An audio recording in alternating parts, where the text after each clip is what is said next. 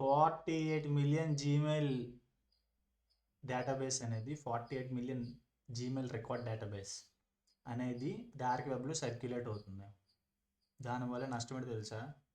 ఒక్క Gmail hack అయిందంటే మీ తాలూకా ప్రతి అకౌంట్ హ్యాక్ అయినట్టే. ఒక లీక్ అయిందంటే ఎందువల్ల అంటే జీమెయిల్కి ప్రతిదీ కనెక్ట్ అయి ఉంటుంది. ప్రతిదీ మీరు ఏ అకౌంట్స్ వాడుతున్నారో అది, మీ బ్యాంక్ అకౌంట్స్ కూడా కనెక్ట్ అయి ఉంటాయి.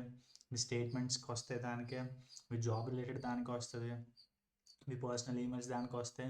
జీమెయిల్ డేటా అనేది అంత ఇన్ఫర్మేషన్. సో ఒకవేళ కానీ మీకు పాస్వర్డ్ ఉన్నట్టయితే వెంటనే చేంజ్ చేసుకోండి.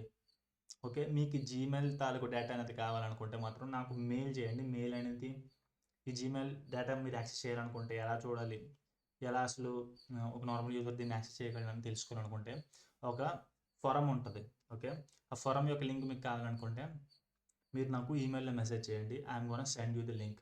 అండ్ ప్రతి ఒక్కరికి ఈ వీడియో చేసింది ఎందుకంటే జీమెయిల్ పాస్వర్డ్ అనేది చేంజ్ చేసుకోండి, లేకపోతే మీ ఇష్టం.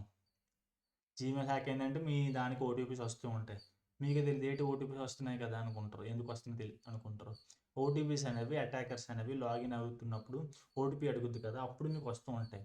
ముఖ్యంగా నాకు రీసెంట్గా మైక్రోసాఫ్ట్ ఓటీపీస్ అనేది ఎక్కువగా వస్తూ ఉండేవి అనమాట, మైక్రోసాఫ్ట్ మెయిల్వి. సో నాకు అర్థమైంది కదా ఎందుకు వస్తున్నాయని. అప్పుడు నాకు అర్థమైంది నా పాస్వర్డ్ అనేది చాలా వీక్గా ఉంది, నేను అంటే చేంజ్ చేసుకున్నాను, నాకు అవి రావడం ఆగిపోయాయి.